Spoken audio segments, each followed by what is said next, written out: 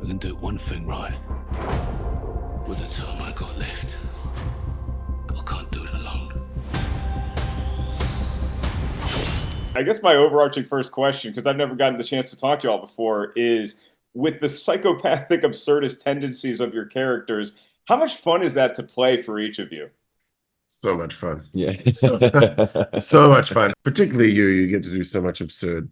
Yeah, for me it's pretty wild. Yeah, Yeah, I mean, it's I like to crazy. inject some craziness into the Yeah. into the absurdity, but it's a dream. It's like the best, most fun I've ever had. So. Yeah, but I think one of the things that I really appreciate about it is the relationship with Eric. He doesn't want to have like mustache twirly villains, and the characters are three-dimensional, and we're allowed. And I think everyone does a great job of really adding layers and depth to the characters so that it's not just crazy psychopath. There's actually, we don't want to empathize with these guys, but we want to understand what makes them tick, because I think audiences expect that from their villains now as well. Right. Yeah, I'd say nothing about the show is one-dimensional. And Anthony, with your character Homelander, now we see so many times in movies and TV where a character becomes a father and suddenly they all get it together. Like their backs against the wall, they have to do it. Right. I wouldn't bet on you getting it together, but I am curious, how do you see Homelander shifting his perspective now that he's not only a father, but also the father of a soup? Yeah, I mean, it's interesting because he's always loved the idea of connecting with his son, but I think in season 4 it does shift gears. It's an interesting mix of genuine affection and love for the kid, trying to do the right thing, but ultimately it's incredibly selfish because it's about his own legacy. I just figured this out yesterday. I didn't even think about this when we were shooting it. I just realized this after the event, but it's so selfish. But I think the character believes, our characters believe they're doing the right thing. Totally. Not many people in the real world go out, sitting out in the morning going, today I'm going to do the wrong thing. No one thinks that. You're always trying to do the right thing. It's just from the outside, what our characters do and what Homelander's parenting style is fairly rough and not coming from the right spot. But that's the fun, and that's the pushing the kid off the roof was a great moment. And who doesn't want to see kids get pushed off roofs? I do. Well, I mean, there's no instruction manual with any of this stuff, whether it's with parenting or with relationships. And Chace, for you, you seem to be a lover. You seem to be someone whose romantic interludes, it's tough to put one sort of comment or feeling about that, but there's hints at the new season that a romance is going to kind of deepen your character, no pun intended. How does your character look at relationships, and how do they sort of propel him forward? Yeah, that's a good question. I think, I think he has a trouble connecting. I don't think he's a very vulnerable guy, but I do think when he kind of takes off this, not the actual suit, but the suit of the personality and sort of this armor that he kind of portrays, this idea of a personality that he portrays when he kind of closes the door to his like aquatic themed bedroom, and the only person, it's a different language, right? No one else can really hear this one-way communication between him and this octopus, whatever it is. His best friends growing up were like the local lobster, like down by the pier. So he has a familiarity and like a comfortability there. And he can't, the local lobster. The local lobster. That was in the audition scene, by the way. They had a whole monologue that wasn't there, talking about like, oh man, the local lobster were great. But he's got this instant connection with them, right? And Kripke's always talking about keeping it grounded, but like with the local lobster. Yeah. I'm so sorry. No, you're good. But he's got this arranged marriage, right? With Katie, who plays her brilliantly, Cassandra, and she's sort of the puppeteer, the puppet master. And the only escape, the only like emotional outlet and connection he has is with Ambrosius, the octopus. And so naturally the next progression is physicality, and that's his mistress. So, that's where he feels the most, that's where he feels safety. So I think he's bad at relationships unless I think his only chance to be happy is to just go right back into the ocean and never come out. It all starts with the local lobster. It all starts with local lobster. I mean, who hasn't said that? Yeah. Anthony, back to you for a sec, talking about Homelander and the leadership style that we're going to have to see employed this season, because there's a lot of shifting dynamics. There's new players coming into this ball game. So how do you see Homelander's leadership sort of making its way to the next step? Yeah, it's interesting. I like your questions, by the way. Great. You're actually coming up with things that other people aren't. So it's refreshing. Homie's leadership style is, I mean, I've always looked at this character as the strongest character on the show and the weakest emotionally and psychologically on the show. And he actually would love, he's actually ill-equipped to lead. It's a veneer. It's a complete facade. The only thing that he can do is he's a product. He's been raised to be a can of beans, basically, that can be presented as a can of beans to the public. But behind that, he's inept. He's absolutely inept. And we showed that in season 3 when he became the CEO of Vought and couldn't function. And there was that scene where you became crime analytics. I mean, crime anal text. Why Homelander would keep this guy around, who knows? But he is inept. And so there is an admittance, an acknowledgement that he needs support and he can't do it alone, which is where the new characters come in. And, it's a really interesting journey for Homie in season 4, because it's that wrestling match between knowing that you need help, but the ego kicking in and saying, no, I want to do it myself. And that's, you could argue that that's the fatal flaw of the character, is like his crippling insecurity leading to egotistical tendencies, which, I mean, I love walking that line. And I think what I've seen the season now, and I think the way they cut it really walks that line in an interesting way. A virus that kills soups. This is insane and desperate, even for you. Well, insanely desperate's where we are, don't you think, love? Let's go. Chop, chop, mother. I love The Boys because there's a lot of great political and social commentary, but it's also a literal bloody good time. And I'm looking at 3 of y'all who have so much action to take care of. So I wanted to ask you first, Karen. Your character Kamiko is involved in so many of these like really intense, just bloody, incredibly visceral scenes. At some point, that's got to weigh on the character, though. Do you feel that going into this season, where your character is just really been through so much? She has. I feel bad for her, but as an actor, I do love those scenes because it's the most exciting ones that I get to do. But it does, like, anyone that goes through that much trauma, of course, she's gonna come out of it like a little up and a little wonky. And she's gonna have a lot of inner demons that she's gonna have to work through, especially this season. And it's not a fun ride. It's not an easy or fun ride, but what can you do? What can you do? What can you do? Yeah.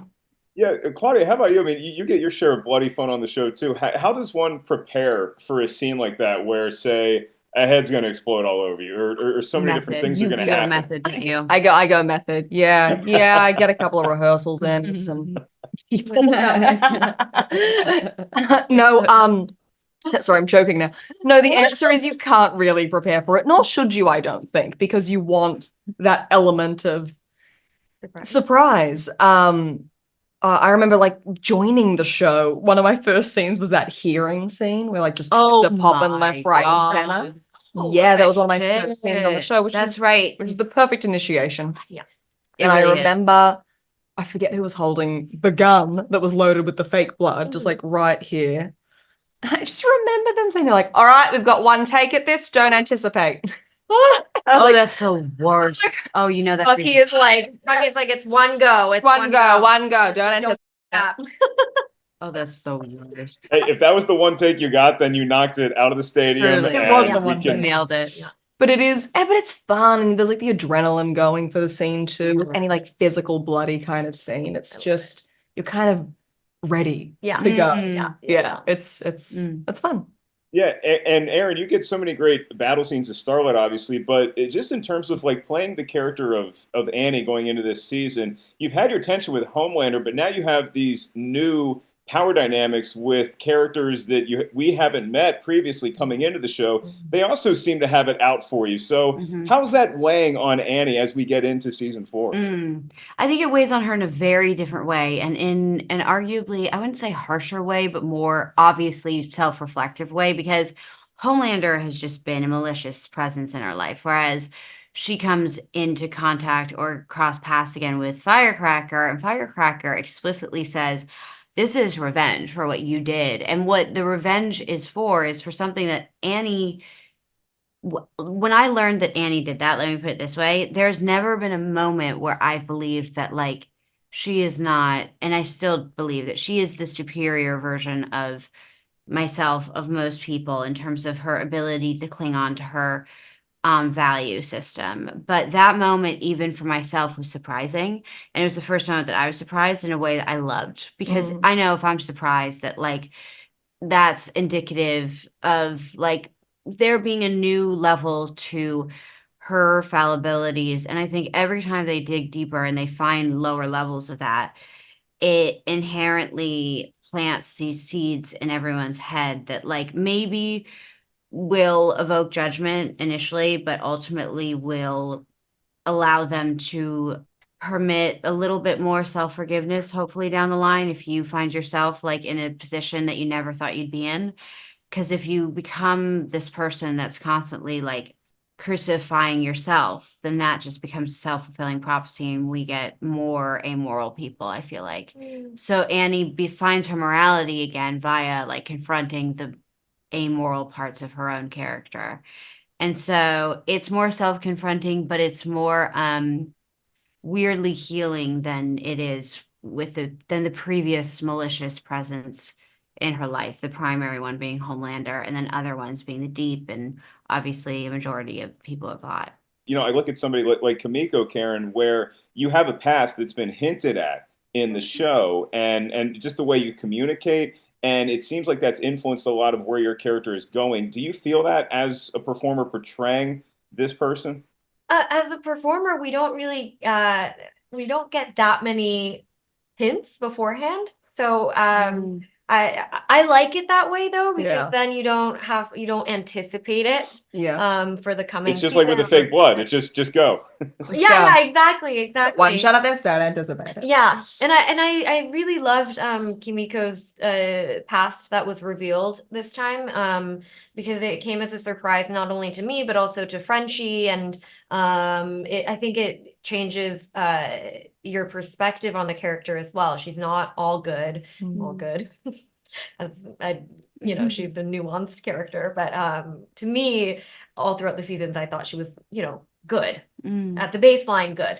And then she's also been the perpetrator in her past, and she's done the same kind of awful thing that Shining Light has done to her, or that Bot or Homelander has done to her in the past. So, yeah. Great answer for them and for me. Y'all seem to get along so well together. What's the dynamic like on set? Because your characters are so frequently at odds. Is it like we say cut, then we hang, or is there like we got to stay in our separate corners before a scene? No, no, we are. My I don't think gosh. we would hang in there. my No pun intended. lifeline. Like, this show is intense. What? My favorite Erin is around Hour like 18? hour 18, and her like we get a like it's hour. Oh, it's not. It's like it's truly like observing the sequel to One Flew Over the Cuckoo's Nest. Oh, like, yeah. If there was a sequel, it would be us on hour 18. Yeah. Fully. Last question really quickly for you, Claudia. I was thinking about Homelander and his dynamic with having a son all of a sudden, having to raise a soup. If we just look at you and your character, Victoria, where there's a lot of scariness to her, but she's also a mom. So do you see some redeeming quality in this person?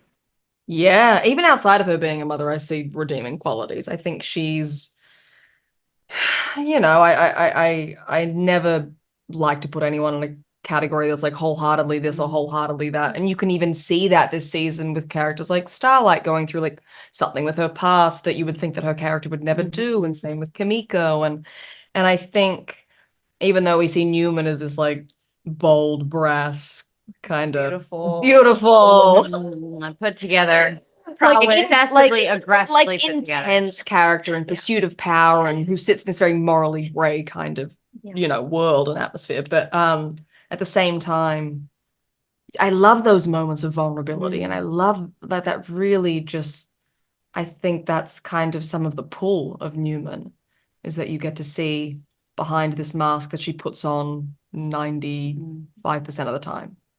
It also gives hope that it's relatable for the viewer to see these like good characters, it's like human, be, you know, bad qualities. in moments. Yeah. But also like it shows you that you can change. It is your decision to do good. Yeah. Yes. Yeah. Yeah. And also others can't dictate who you are. Yeah. Yes. Like others are trying to tell these characters who they are, right? Yeah. Firecracker, Homelander. They're trying to tell me that I'm just, or you, like, you can't. It needs to be your identity needs to be intrinsically motivated as opposed to externally. It just creates far more like a character that I would want to watch. Absolutely. Far I don't more want to watch complex, these nuanced. perfect or evil. Like, you want something in the middle. Yeah. Because that's life. You'll no longer be beloved celebrities. In the fewest of ways. You will be wrathful gods. Colby, I want to start with you quickly, because how do you describe Ashley's mindset at the outset of this coming season when you have new characters like Sister Sage and Firecracker coming in and kind of shifting the power dynamics? Yeah, it's really threatening.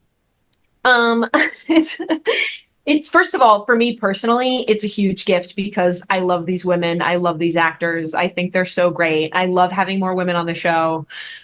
So that's my personal feeling about it. But for Ashley, she doesn't feel the same way. She has finally figured out how to kind of maneuver in this position that she's in, how to placate Homelander, how to control the rest of the Seven as much as she can while having this really fancy job and wearing fancy clothes. And then all of a sudden, Sage comes in, talks to Homelander in a way that Ashley has never been allowed to talk to Homelander without getting lasered. And he doesn't laser her. And so, you know, it's very upsetting to her and very threatening. And also, you know, Firecracker, she does, I'm not going to reveal anything, but she is able to harness Homelander's attention in a way that Ashley has never been able to. And that is also very threatening to her. So I think she's consistently losing her grip on her position at VOD. And played to a T.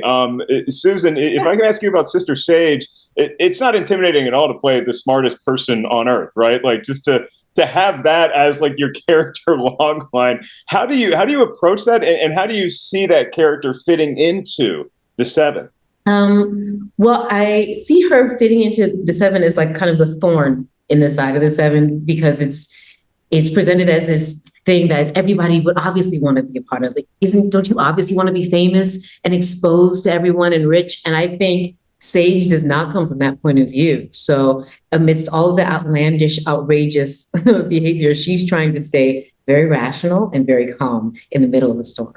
Yeah, and Valorie, what can you tell us about Firecracker's ability to sort of, I would say literally and figuratively generate sparks just by doing this, and how do you sort of use that power?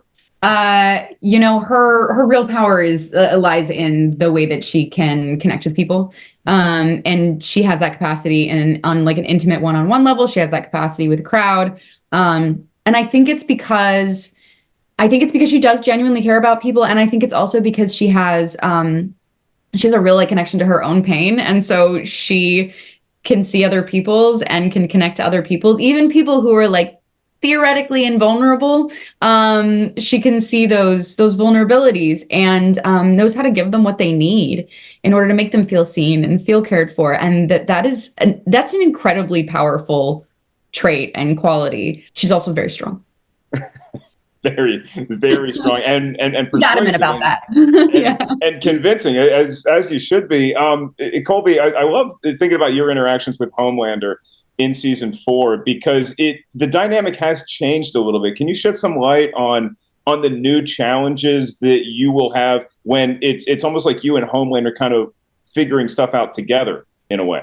One of the new dynamics is she drops a deuce in his toilet, which is like one of the most petty things that she can possibly do.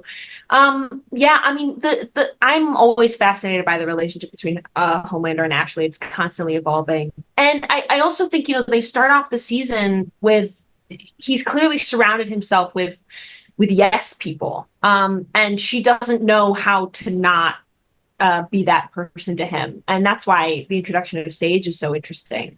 And for her position to be threatened, it just makes her relationship to Homelander all the harder. So in particular, I'm thinking about the scene where you're sort of introduced, you're pitching him these new possibilities for joining the Seven, and we get to see a lot of different characters and a lot of different types, but you have some power there.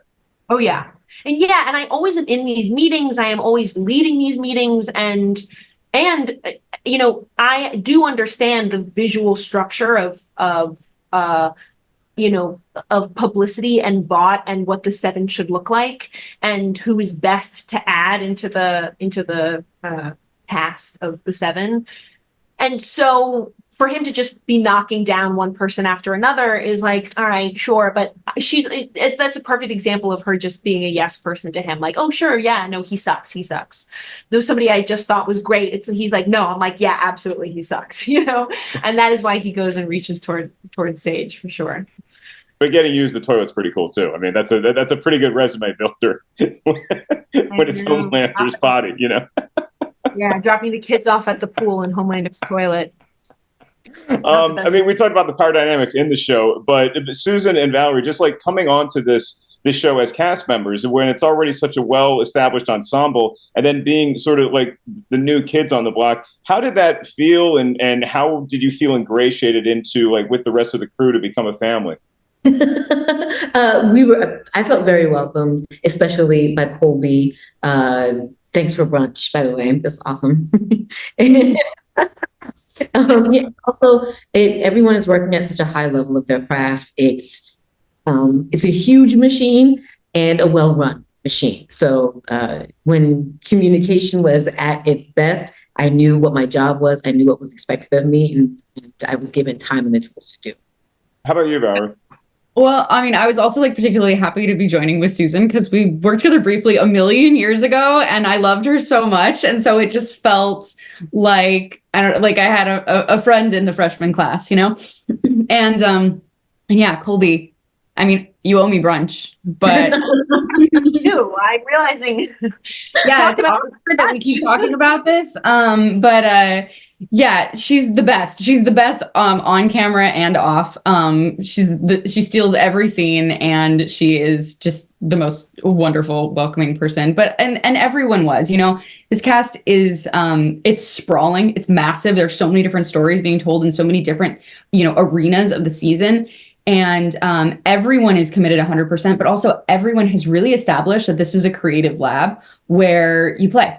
And as long as you're willing to jump in and get in the game, it's great. And then Chace will make you break laughing consistently. But it was a great cast to join, and really, really exciting. So last question for you, Valerie, real quick, because I'm sensing that a lot of the political stuff you're talking about online, it's not necessarily just to spread hate against Starlight and the Starlighters, but maybe there's a little bit of personal vendetta involved in doing some of this stuff as well. There's multiple aspects to her rhetoric, and a lot of that I think is a satire. It's a commentary on what's obviously going on culturally right now, and having this outsider brought into the center of power, I think, is a really great commentary on the normalization of extremist ideas.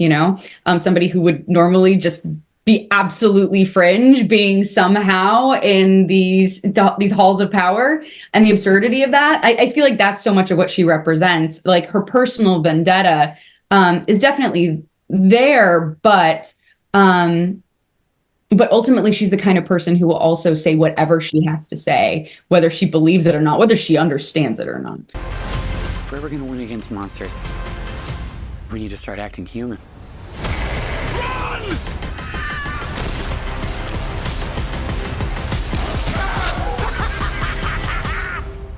You're all welcome. Eric, it's a pleasure. I've been reading a lot of interviews with some of the other cast, and they're all saying how season 4 is their favorite season yet. So just from your words, what can we expect in season 4, particularly in terms of just raising the bar as you've been able to do for the first 3 seasons? You know, I think season 4 is more intense. I think the stakes are higher. I think the world is on the brink and everything is kind of heading towards disaster. Or to put it another way, this is what will happen if Trump is elected.